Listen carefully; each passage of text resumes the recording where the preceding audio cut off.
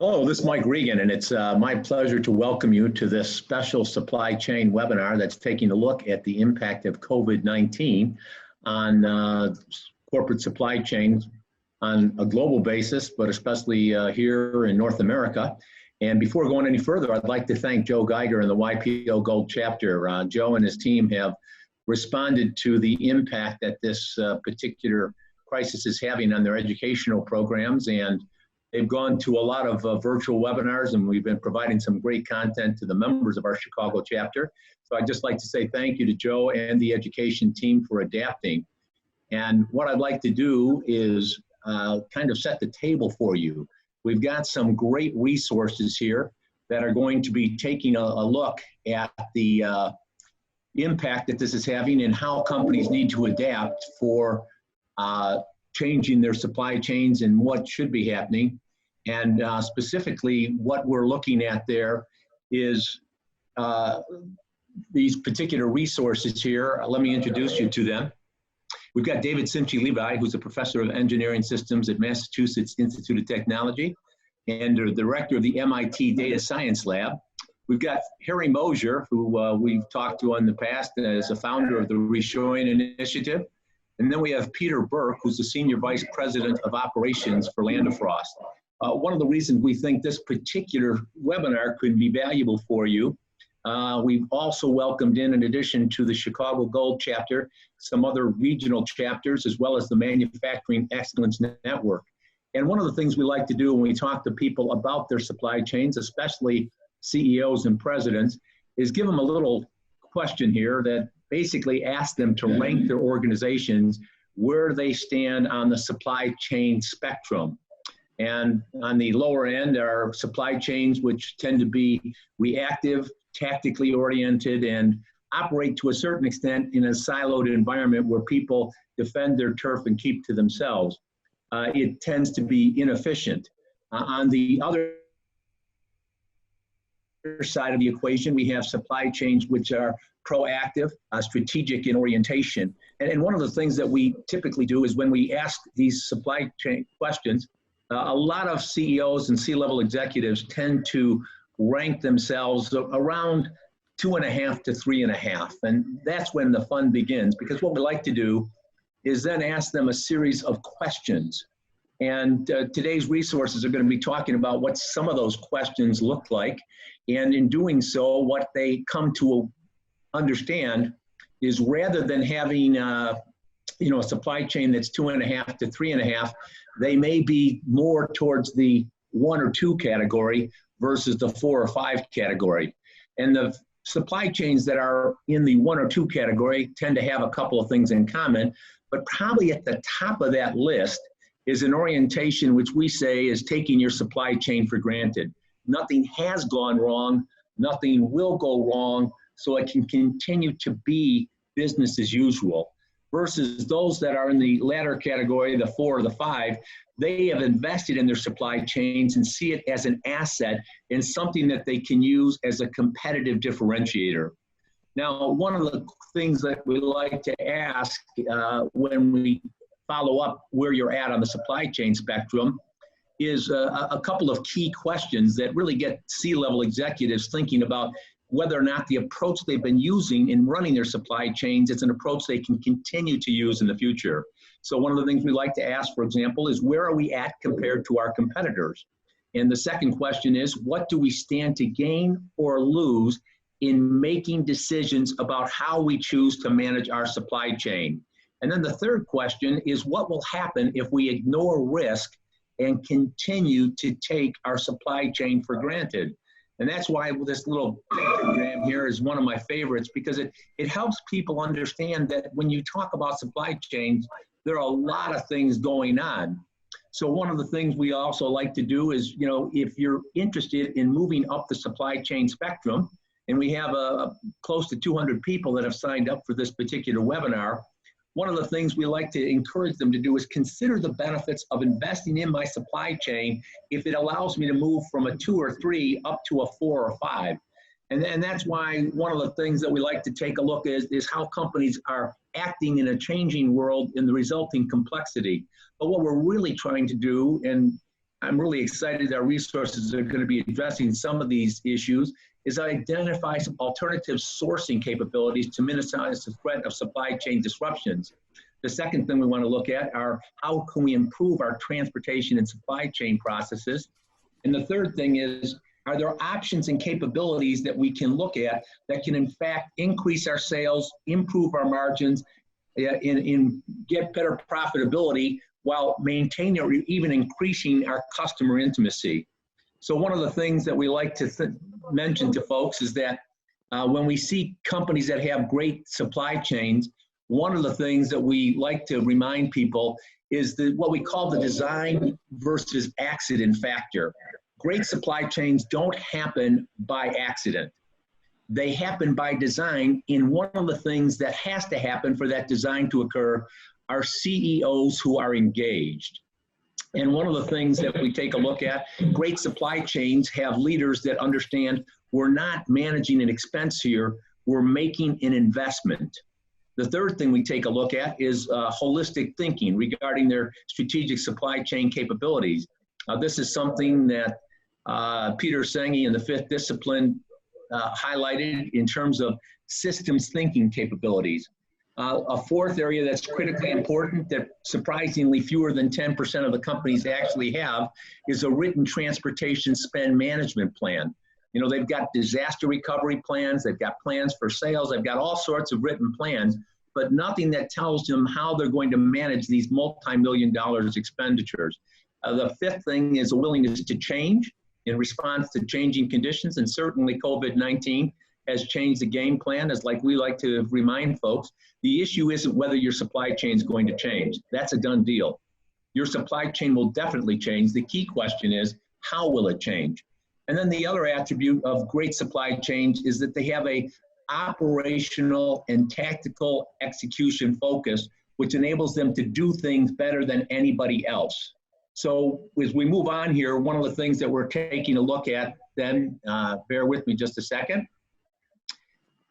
is a little booklet that we did that encourages people to say that if you really want to do a good job of managing your supply chains and your transportation spend, look at things from the inside out. And what do we mean by that specifically is this, is that a lot of companies try and manage costs by looking at external factors. We call that an outside-in orientation. On the transportation side, one of the things that they tend to look at is negotiating rates with our carriers or changing how we ship things or move things. And in fact, what we're really trying to do is to encourage companies to have an inside-out orientation and realize that in these four areas, demand planning, inventory planning, production planning, and sales and operations planning, that the decisions you're making in each one of those categories impact the consumption of freight. And that's where we say if companies were willing to take a look at an inside-out orientation, they'll look at strategies and tactical steps to manage those business processes and practices which affect your freight and supply chain areas. And this extends throughout the procurement, sales, operational areas. And we basically talk about the orientation and KPIs. So as we kind of just wrap up my little part of this presentation, companies that have an inside-out orientation understand that the make throughout the total supply chain areas are going to have a significant consumption impact on the consumption of freight. But more importantly, they ask the strategic question, what changes can we make inside our organization that will significantly impact how much freight we have to move and how many shipments it will take and how many carriers we will need? And basically, at the end of the day, one of the reasons we encourage this is because when companies adopt an inside-out orientation, the savings and results are stunning and spectacular. And that's why we want to just go back and say what we're going to cover today is, in fact, these types of orientations and decisions. And what I'd like to do is lead it off by having Peter Burke share what's going on with respect to his supply chain and some trends that he's seen that will affect us going forward into the future. Peter? Sure. Thank you, Mike. Thank you, everybody. Hopefully you can hear me. I work for Land DeFrost. I'm the Senior Vice President of Operations. Land DeFrost is the third largest meat manufacturer in the country and also #1 in bacon for Whole Foods. relocated in Munster, Indiana, just south of Chicago, with some manufacturing plants in the U.S. So, really, my world is actually food manufacturing, and luckily it's geared towards the grocery retail market as opposed to the food service. So right now we are in week 8 of COVID, and I don't know if we're in the middle of it, towards the end of it or not, but that's where we are. We've really been going at this for 8 weeks. Luckily enough, in week 2, late March, we were actually declared critical and essential infrastructure. And just last week, we got the executive order itself.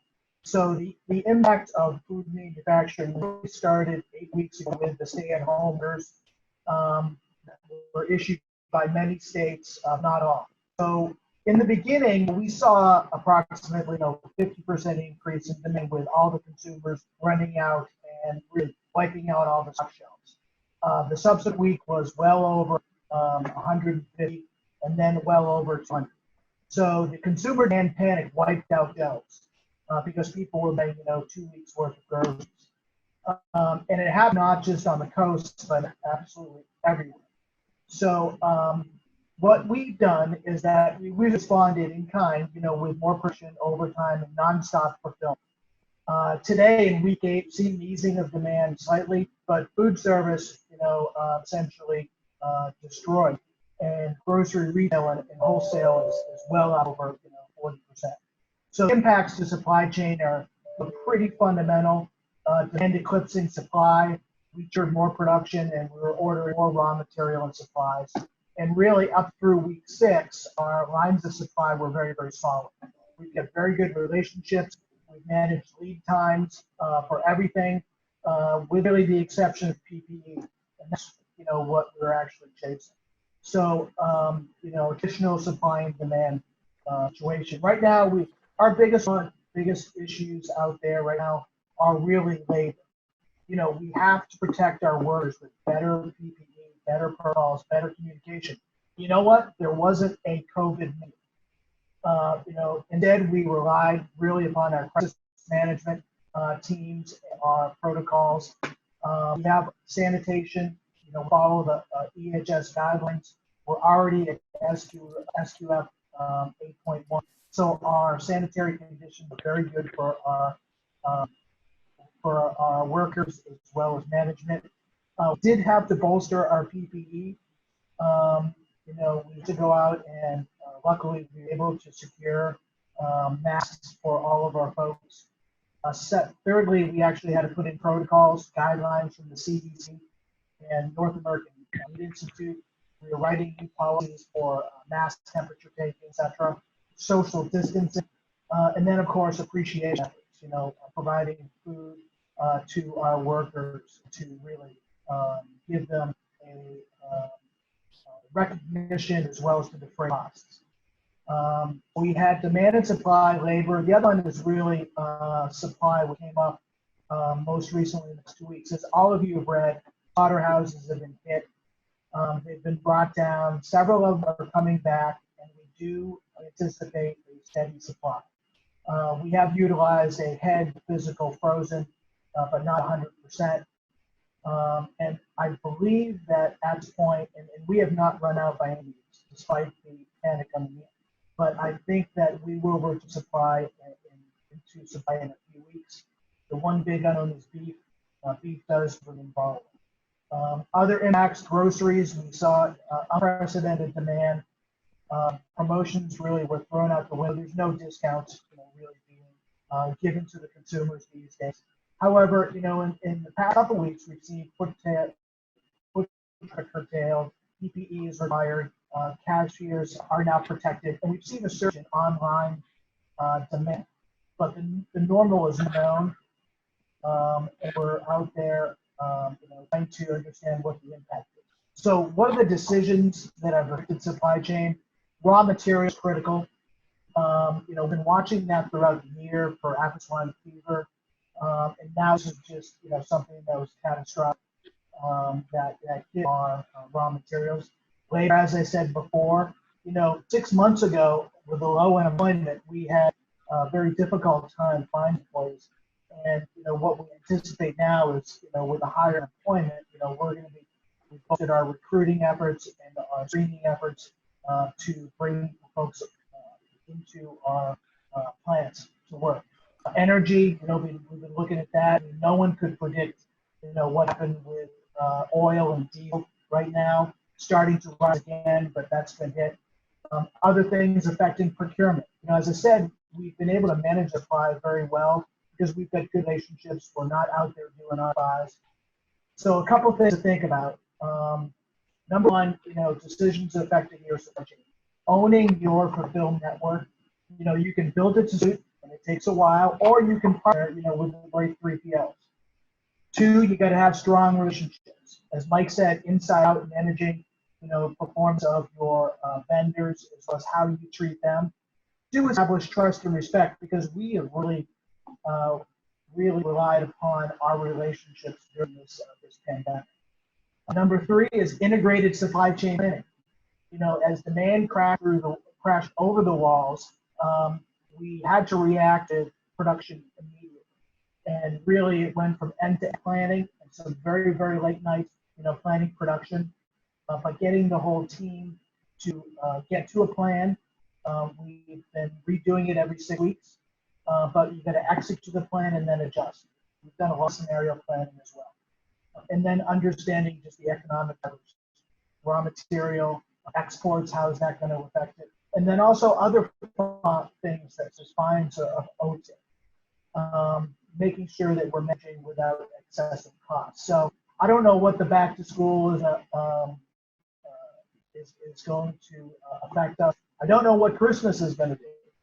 But I do know this is that there are new conditions for workers that we do need to address with PPE and social distancing, as well as, we're opening up our corporate office and, having to go through the same PPE, social distancing, etc. So it has been a change, but I'll say this is that we do hold our supply chain as a competitive advantage, and it certainly has helped us in this pandemic. Great, Peter, thank you. Got some of those points we'll be revisiting there. In particular, one thing I think people are going to be a little bit curious, we've read about potential disruptions in the food supply chain. We can circle back to that a little bit later. What I'd like to do is have David Simchi-Levi share his thoughts on how the COVID-19 crisis is affecting supply chains. And David, if you'll share your screen, take it away. All right. Can you see my screen? Yes, we can. Beautiful. Thank you, Mike. And hello, everybody. I'm going to spend some time focusing on supply chain resiliency. In particular, I want to, there is an echo here. Okay. I want to spend just a few minutes talking about supply chain resiliency. And this is following lots of articles, publications in different journals that the pandemic has highlighted weaknesses in the supply chain. I, in fact, wrote an article in February projecting or predicting that supply chain of thousands of companies will shut down in mid-March. And the reason I made this prediction is because in the last 10, 15 years, we have seen significant increase in supply chain risk.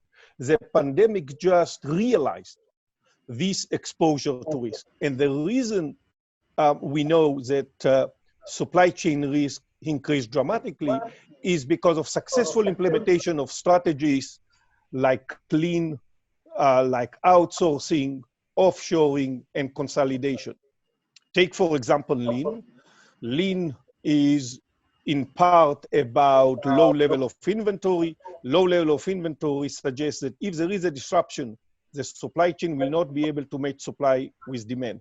Consolidation, outsourcing, and offshoring imply that the supply chain, that sourcing strategies are concentrated maybe in a specific region. If there is a disruption in that region, we will not be able to match supply with demand. All these strategies, of course, have been very effective in reducing supply chain cost, but dramatically increase risk exposure for many companies. And this was demonstrated in a powerful way with events about 9-10 years ago, including the tsunami in Japan, the flood in Thailand, the volcano eruption in Iceland, illustrating the impact of this type of disruption on manufacturing and supply chain. Of course, the magnitude of the current pandemic is significantly different than these events, but we already knew that supply chain for most companies are not resilient. And the question is, are there strategies where we can find the right balance between efficiency and resiliency? Let me illustrate in a high level this trade-off between efficiency and resiliency, and then spend a few minutes about how can companies achieve a high level of resiliency. So in this figure, you see on the Y coordinate a focus on efficiency, from a low cost at the bottom to high cost. And it's easy, of course, to measure efficiency when you focus on cost. And on the X coordinate, I'm focusing on resiliency, from low resiliency to high resiliency. And the curve represents this trade-off between the two. And the trade-off is intuitive. If you emphasize low cost, typically it comes with low resiliency. If to emphasize high level of resiliency, typically you need to invest, so cost is high. And a company strategy is a point along this trade-off. Most of the strategies that I'm going to highlight here are about moving the trade-off curve in a direction of improvement.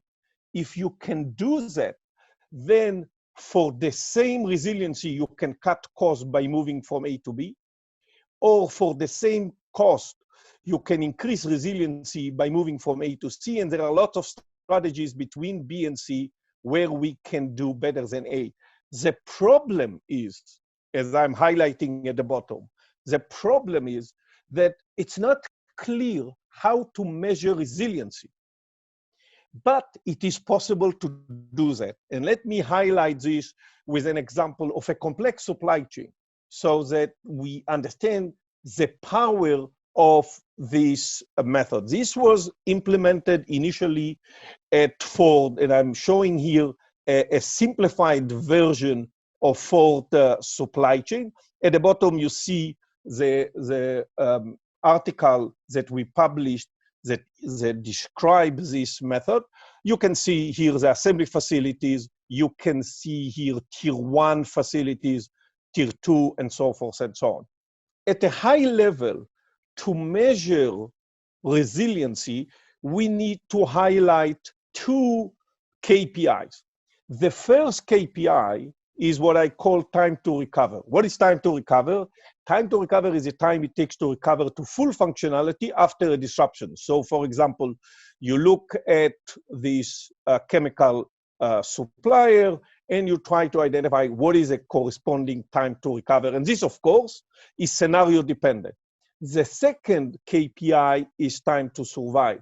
What is the time, the maximum time, that you can match supply with demand without that facility? You remove that facility from the supply chain or a group of facilities, and you are trying to match supply with demand without that facility. It's not zero because the pipeline is full with inventory, but you can determine that KPI. Now, if you look at this at a facility or a group of facilities, and you compare time to recover to time to survive, you can get an insight into the resiliency of your supply chain. I'll show you the impact specifically at Ford. When time to recover is smaller than time to survive, then supply is not going to be disrupted, even if this facility is disrupted. On the other hand, when time to recover is greater, you will have to shut down facilities. There is no way out of this unless you have a backup plan. And finally, if time to recover is equal to time to survive, you need to expedite. Let's illustrate this with Ford supply chain. What you see here is data from Ford. What you see here are different bubbles representing different suppliers that are part of Ford's supply chain. On the Y coordinate, I'm showing you total spend at each supplier facility. And on the X coordinate, I am showing the impact on profit, lost profit, associated with time to recover of different suppliers.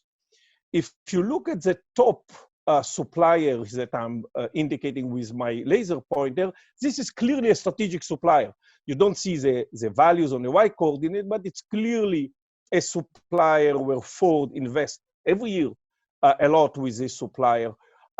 It's an important supplier, but it has moderate performance impact, moderate impact on Ford's bottom if this supplier is disrupted. The riskiest suppliers are smaller suppliers. Look at this supplier at the bottom right-hand side, and let me emphasize, this is Ford data. This is a small supplier, but if this supplier is disrupted, big impact on bottom line. And this is a supplier that produce component product sensors that cost between 10 to 20 cents. But if supply is disrupted, you have to stop the production line. So one important is from this slide is risk is hidden in your supply chain. The second insight, again from Ford supply chain, is look at the bubbles here. They represent different suppliers in Ford supply chain. The size of the bubble is proportional to risk. Blue bubbles represent suppliers with high risk. Notice that a lot of the risky suppliers are not in Asia. Many of them are in Europe and are in North America. My point is, it's not necessarily that suppliers in Asia expose you to a high risk. But if your suppliers are all concentrated in one region, that's where you may have a challenge. To summarize the insight from this analysis, let me highlight a few things. First, any effective balancing between resiliency and efficiency need to start with supply chain. And you can see here data at the bottom right-hand side from a survey of about 300 companies suggesting that most companies have a good mapping of their own supply chain, but they have a poor understanding of their supplier network. If you look at the bottom, you can see 75% of the companies surveyed here said, we don't understand our supplier supply chain.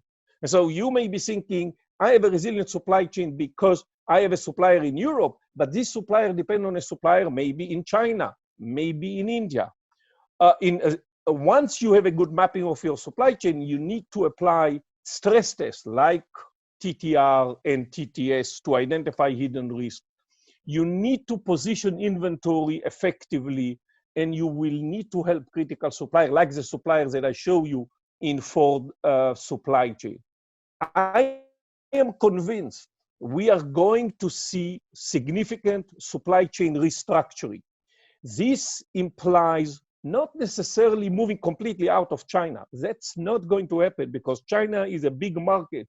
But we are going to see a combination of local and global supply chain strategies where some companies will have manufacturing activities closer to market demand. In fact, a recent survey of 3,000 companies confirms that insight, that companies are starting to restructure their supply chain. In 10 out of 12 global industries, companies reported that this is some of their focus.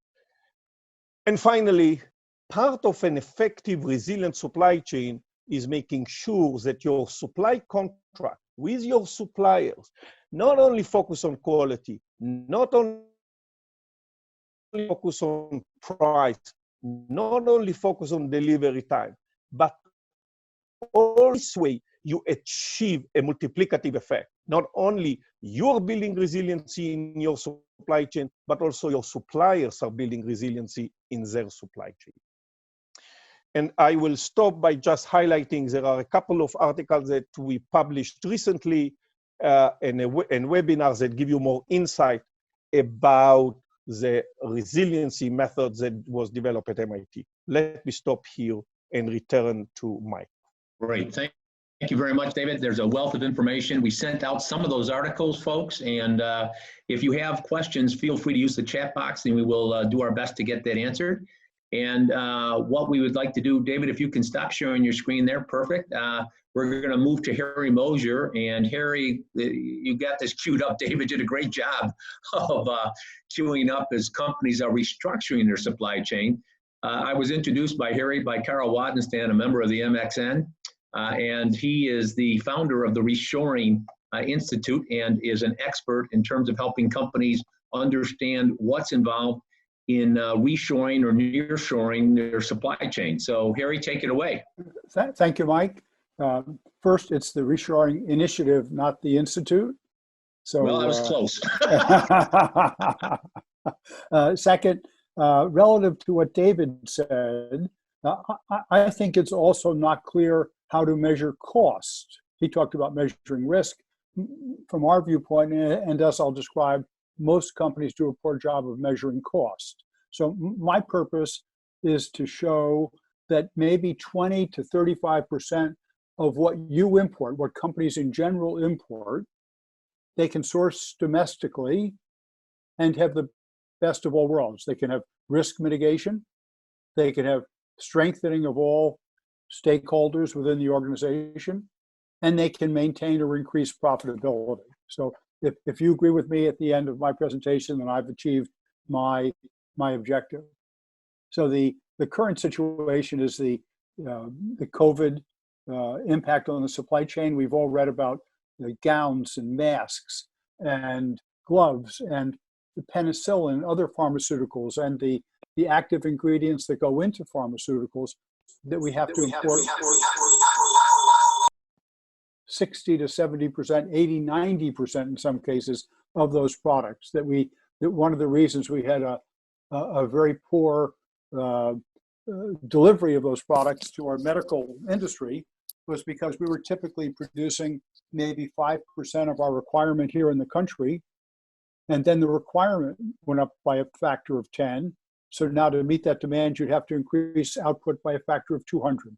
And all of you in manufacturing know that you cannot rapidly increase by a factor of 200. So you've had this horrible problem within the healthcare industry. And I am trying to get, let's see if that's going to help. No. I'm not getting the next slide to advance.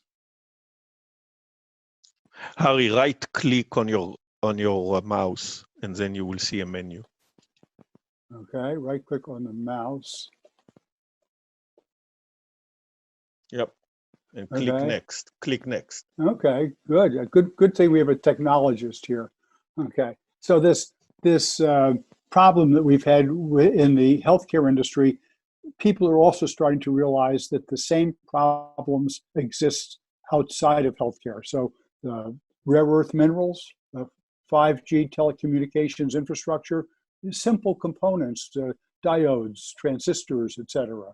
The military, the Defense Department, every year puts out a list of additional products that they cannot obtain in the US, but are essential for the arsenal of democracy to continue its mission.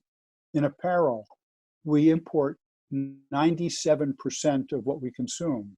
In machine tools, which are often used to make a lot of other things, we're significantly dependent on import. So people have been motivated by the COVID crisis to understand that there is an issue, and now they're starting to understand that it spreads far beyond healthcare.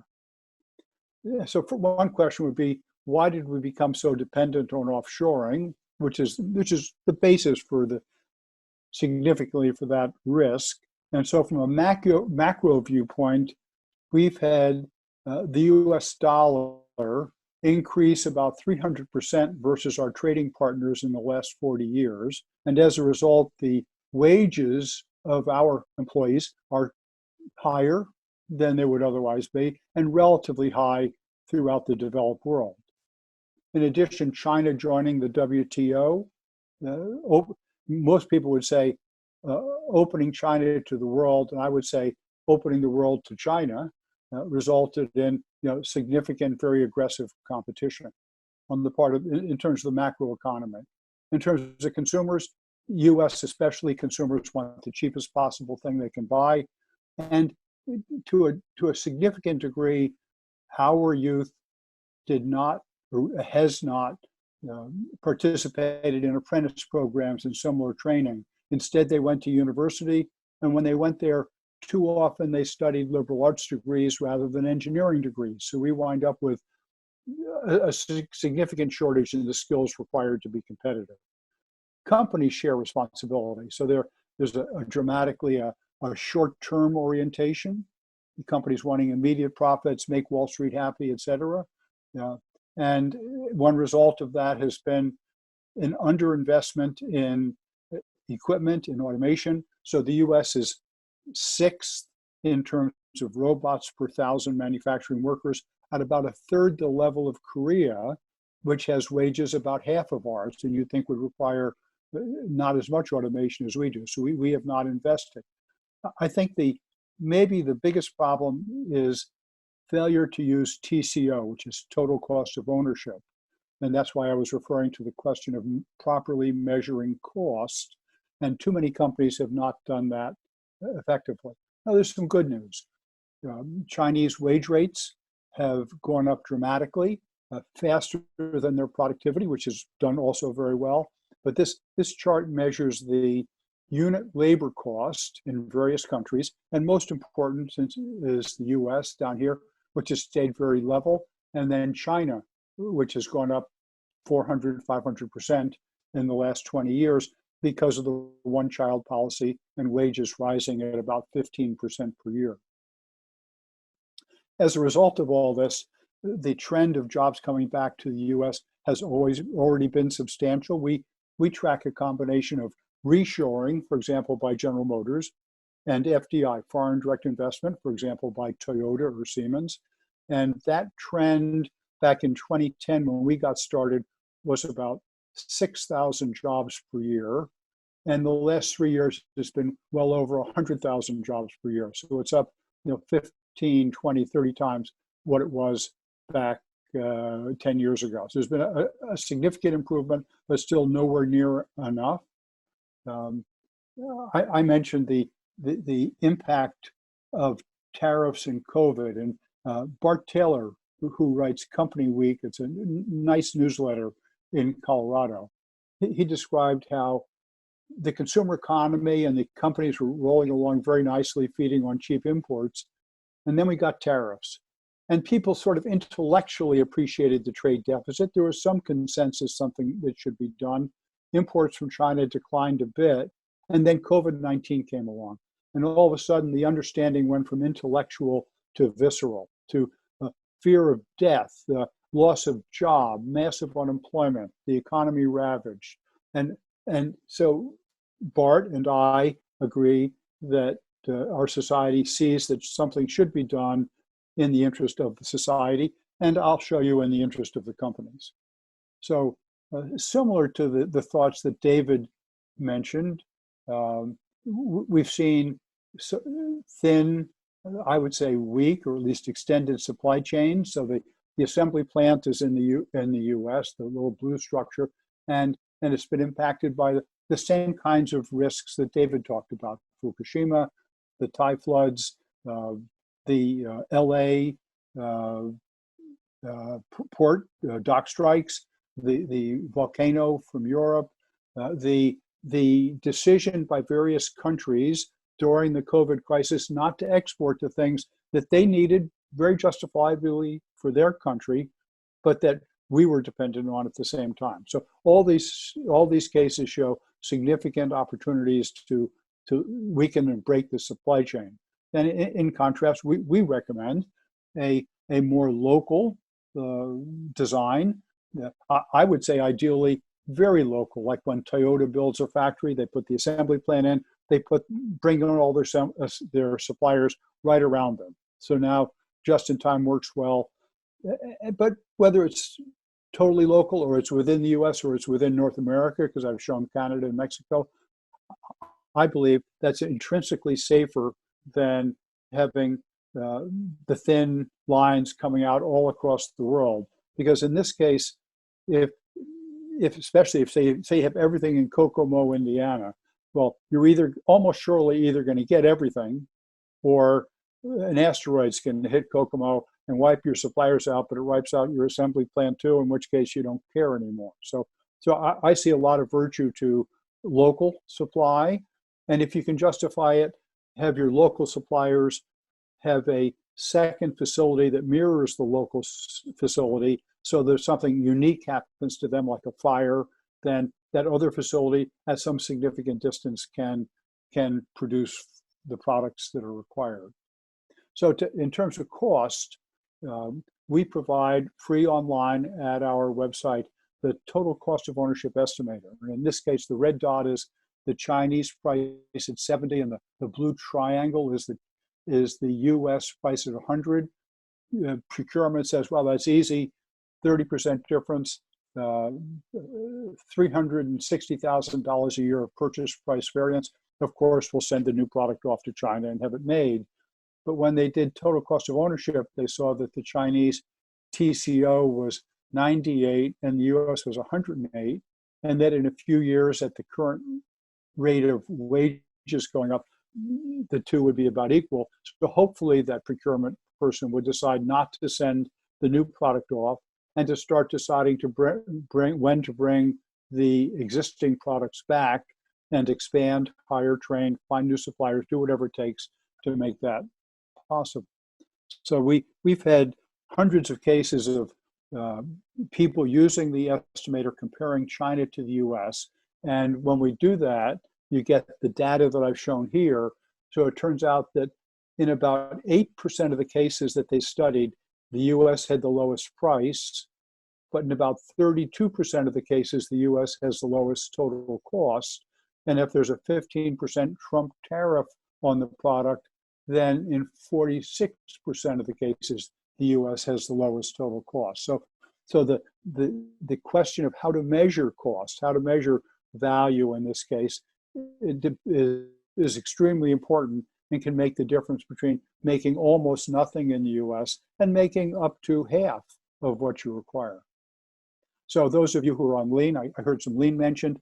Deming, fourth key principle, said, end the practice of awarding business on the basis of price. Instead, minimize total cost. Exactly as I was saying. One of my favorite cases of this, a company called Mori. They're an EMS company. They make printed circuit boards. And first they had an issue with a housing. They sourced it once again from the US, and the inventory was cut by 94% because of shorter pipelines, smaller inventory requirements, because of uncertainty, et cetera. So huge. I wouldn't predict 94%, but 50% is probably a reasonable guess.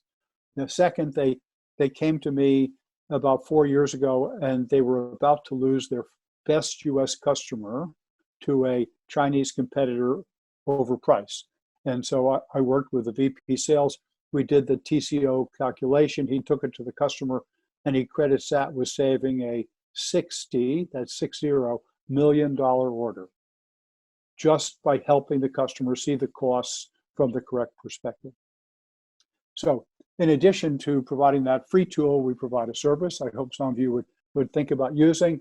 We can, if you can identify the products that you're really good at making and where you have significant import competition, we can identify the biggest importers of those products and tell you for each of those importers who the company is, where they are, what they're bringing in, how many tons a year, roughly what they're paying for it, who their offshore supplier is, and then train your team to go to those importers and convince them to buy from you instead of importing. That makes you part of our reshoring initiative.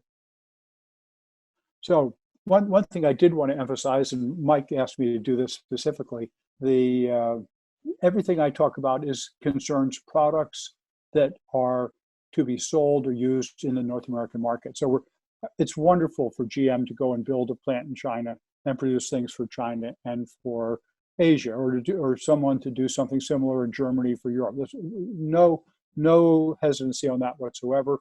So if you said, Harry, reshoring, total cost, sort of interesting, give me some priorities. we'd say first do total cost, analyze the total cost before you offshore anything more, because once it's off, it's relatively hard to bring it back. Now, second would be to consider and evaluate reshoring outsourced work, so work that's being done by some other company offshore rather than in your own factory offshore. Third would be, if you do have your own factory in Asia, in Europe, or somewhere else, to think about repurposing that factory to ship more into the local market and ship less to the US and put your incremental capability expansion into the US. And the toughest thing we understand would be to close that Asian factory, not sell in the Asian market, and have a major expansion in the US. So this is sort of like a triage and a priority list that I think puts things in perspective. Harry, quick question for you. There's some people that have come in. If you give me a real brief answer, because we have other questions to ask as well. But, the question came up with nearshoring. Reshoring basically says bring it back to the United States. Nearshoring says Mexico, Canada are options. Do the same principles apply to this for nearshoring? Northern Mexico isn't much further away than Texas, and certainly closer than California for many of us. And Great. so many of the economics, et cetera, are similar for Mexico as for the U.S. There is a lack of skilled workforce. There is the risk, some physical risk of being there. But from a U.S. perspective, from a what's good for our society, we think it's, if you cannot get the product back to the U.S. because it's so labor intense, no matter how well you automate it, then we think it's much better to have it come to Mexico, because on the average for product shipping out of Mexico coming to the U.S., there's about 40% U.S. content, 40%, whereas product coming out of China is about 5% U.S. content. So if I can get, half a loaf, so to speak, by getting it back to Mexico, and then I think that's a wonderful solution. Great. And, maybe, David, you could weigh in on this as well. Yeah. That it's not just, Harry, if you could stop showing your screen, that'd be great. One of the questions basically said, a lot of focus is on China, but it's not just China that should be on the radar screen. It is also other company or countries in Asia that are creating this as an issue there. Could you basically talk about those other countries briefly, David? Yeah, your screen is still showing. Should be. Can you see my screen? Yeah, perfect. Perfect. So let me talk a little bit about what we see happening right now, and in fact, in the last 2 years. If you look at my screen, you see 3,000 companies reported that they are restructuring their supply chain, semiconductor, auto, medical, and so forth and so on. But the strategy is not uniform across all of them. And let me highlight the difference between different industries, just at a high level, to get an insight to what this tells us. If you think about the apparel industry, the apparel is not coming to the US and not coming close even to the US. It's just moving from China to other parts of Asia to focus on low cost. On the other hand, think about high tech. High tech, we are going to see a hybrid, what I call here a global local strategy, where some manufacturing activities certainly are moving closer to market demand, but not to North America and not to Western Europe. It's moving, in my experience and my understanding from working with these companies, it's moving to Brazil and Mexico to serve North America demand, to Eastern Europe to serve European demand. But there is another challenge that we need to understand. Lots of these activities that have moved from here and from Europe to China, they are associated with low cost, but not only with low cost. They are also associated with the manufacturing of polluted chemicals. And the reason for this move is because of the need to reduce pollution or the pressure and regulation in North America and in Europe. What does this mean? It has a big impact. It means that in this industry, think about pharmaceuticals, think exactly about the product that we are worried about today. For this product, if you want to see a change, you need green chemicals. Green chemicals require investment. It's not going to happen overnight. It's not going to happen because you just do a change in the calculation of cost. It's going to happen because you develop new technologies and new solutions. That will take time. That's why I'm confident that what Harry is saying is right. We are going to see, as I'm saying here, supply chain restructuring, but it varies between industries to industries. And in some industries, it requires government incentives, because you need significant incentives in order to achieve green chemicals that are required to satisfy requirements both in North America and in Europe. But can I interrupt here, David? Because there is an issue that somebody sent me a question privately, and that's balancing the risk between low cost and potential disruptions in the supply chain. And a lot of companies, let's be blunt, they have a DNA which says, we're going to focus on the least cost option because that's our MO. But they don't take into account like the risk. And you brought up a very interesting factor. Very few companies, and this is consistent with my taking your supply chains for granted, they may have studied their supply chains, but they have no idea what's going on in their suppliers' supply chains. Exactly. And they assume they've made the decision, so that supplier is always going to continue to be able to meet their expectations and requirements. Can you just very briefly touch on that? For a company whose DNA is all about low cost, how do you balance the risk factor, like in our interview you and I had before, when I can't necessarily see the consequences of risk? This COVID-19 has created a supply chain earthquake in our mind, because it's helped companies understand just how vulnerable their supply chains are. How do you walk people that are on the line here listening to, okay, I got to rethink my supply chain? How do I strike that balance between cost and risk? And this is what I'm trying to do in this slide that you are seeing on the screen. And I will highlight three things about this slide. First, you need to be able to measure the level of resiliency. And the technology and the analytics and the data exist. I gave a few examples. I'm sure there will be other examples. Let me connect this with something that relates to pharmaceutical and some of the important critical products that we need to respond to the pandemic, like what we see today. I believe, like what happened in 2008, after the financial collapse, that the government, both federal government in the US and in Europe, established stress tests that banks have to satisfy so that we will not see what happened in 2008. I believe we need exactly the same thing here for critical products and services. Stresses that will require companies to make sure they are able to respond. That's the first part. The second part is, if you believe in this trade-off, then there are many things that companies can do to address it. One example is take inventory strategies. Instead of making sure that you have lots of inventories close to different facilities in different markets, think about a pooling strategy where inventory is moved to different locations depending on needs.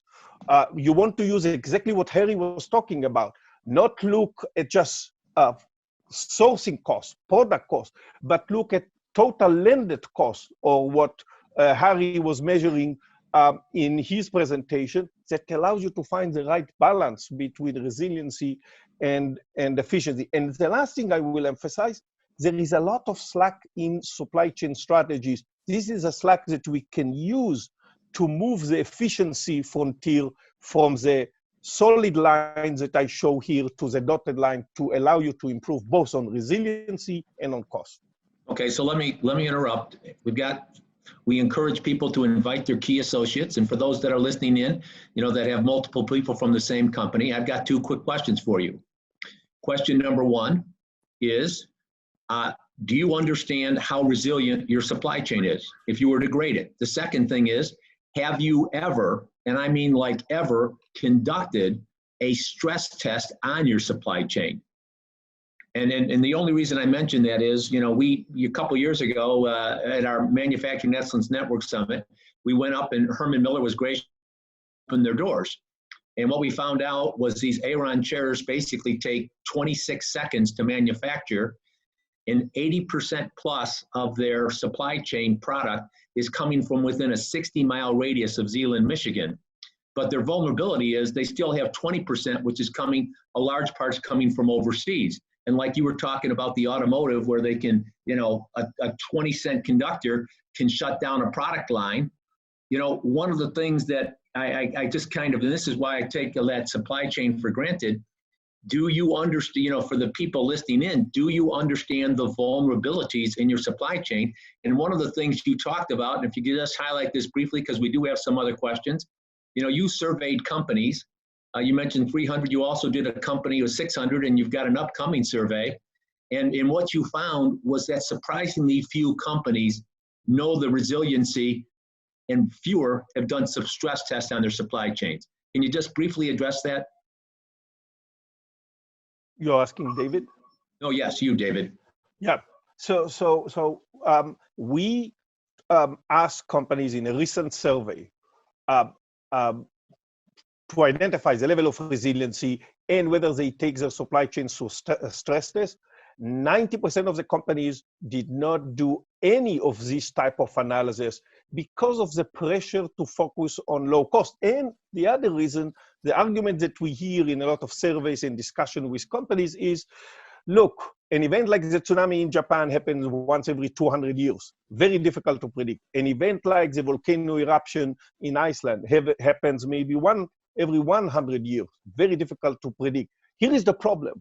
Each one of these events happens very infrequently. But if you look at the next 12 months, something is going to go wrong. And the question is your supply chain ready for this type of disruption? Yeah, let me just switch gears here a little. And people on the call here, ask yourself that question. How would we, or is it prepared for a disruption? Harry and Peter, let's just talk briefly. One of the things that came out is, before COVID, where unemployment was 3%, and Lord willing, after, a year or two later, unemployment rate will go back down. With this reshoring initiative, and also Peter, from Landefrost's perspective, you highlighted labor. Harry, are you concerned at all about the availability of labor were your reshoring initiative to be wildly successful? And then Peter, will turn it over for you for how you're balancing that need to find labor. So Harry, can you just briefly touch on that?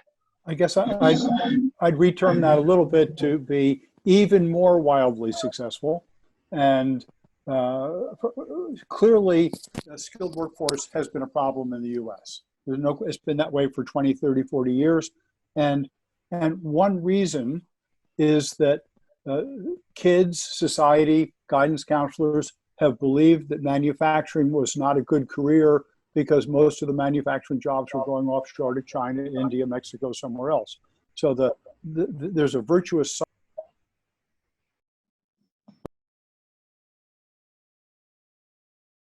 Audio, you went on mute. Okay, go ahead. Okay, did you hear anything? Yeah, use a virtuous cycle there. Okay, there's a virtuous cycle where as reshoring succeeds, individuals, guidance councils, et cetera, will say, it isn't going away anymore, it's coming back. Yes, Susie, if you want to become a welder, become a welder. So that's, I think, an important point. Second, President Trump has spent about $200 million so far on apprentice programs. So we see apprentice programs starting up at companies, community colleges all over the country. So we're nothing like as good as Germany or Switzerland, but we're a lot better than we were 10 years ago. Peter, how is Landefrost addressing the labor issue? It has been a tale of two cities because, before, when unemployment was under 4, we were out recruiting, working with technical colleges, and really trying to cultivate the application. And in the first 2 weeks of COVID, we saw our average applications go from 30 in one plant all the way up to 300 Okay, so we really had a hard time, dealing with it. So we had to throw resources on it in order to screen people. Unfortunately, with the latest unemployment package that's been out there, we've seen a drop off. So that's an unfortunate thing. So the supplemental $700 has really impacted because we're seeing people actually staying at home. Okay. Folks, we're reaching towards the end, and just very briefly, if you could, I want to say thank you to everyone that's been on the line here, and we'll make the slides available. But if you could just briefly, each one of you address going forward over the next 12 to 24 months, what is the key consideration attributes that companies will be looking at as they evaluate their supply chains? And so what I'd like to do, Harry, your thoughts, if you could unmute your thoughts about how companies will be changing their supply chains in 2020 and 2021 as a result of the COVID. You're on mute, Harry. Perfect. Okay, go ahead. I'm okay? Yeah. Yep. So I'm confident that with all the publicity on the COVID crisis, that companies are and will be reevaluating. And when they do that, we encourage them to contact us, www.reshorenow.org. TCO estimator is free, advice is free. We're here to help you both make better sourcing decisions, smarter sourcing decisions, and to help your customers make smarter sourcing decisions and buy from you. Great. Peter, your thoughts? Sure. I think you have to look to invest where there's a good return, whether it's automation or infrastructure. Number two is that we need to continue to invest in people, whether it's the hourly or salary. And then finally, a big mantra is pushing integrated supply chain. It's not just the individual siloed functions, but it's the complete end-to-end supply chain. Great. David, your thoughts? Yeah. I think there will be 3 or 4 things that we will see in the next 2 years happening. The first is a focus on supply chain mapping, and not only on your supply chain, but on your supplier's supply chain. The second area that we are going to see many companies focusing on is stress testing their supply chain. Whether you use one method or another, this is critical for surviving the next disruption. And the third is finding the right balance, and that's probably the most important one, between efficiency and resiliency. And I'm confident that this will result in supply chain restructuring. Great. Well, listen, just a very brief thought. I'd like to close with a little story. Several years ago, I was participating in a YPO supply chain seminar and was one of the presenters there. And this is when there were significant disruptions at the port in the wake of 9/11. And so the question I asked the audience there is the ports shut down in in LA and Long Beach, how would that impact your operations? And so the person raised their hand in a typical YPO fashion, said, before answering that question, I want to ask you a question. And I said, what's that? He said, does it affect all of my competitors equally? In other words, if no one can get the product, I'm protected. But if somebody can get the product, that is going to present a huge competitive advantage. And that's one of the things that coming out of this, hopefully what you've heard today in terms of resiliency and offshoring capabilities and what we're seeing with supply chains, motivates you to get together. And just very briefly, we will send out the slides. We've got some other information that will give you an update on what's happening in the transportation market, how this COVID crisis is impacting cost structures across various modes, truckload, LTL, parcel, ocean, air. We'll send that information for you. And if you have other questions, we'd be happy to address that. And once again, I want to say thank you to Joe Geiger and the YPO Gold chapter for inviting us to present this supply chain webinar. And we look forward to having a continuing dialogue. Thank you very much for your time.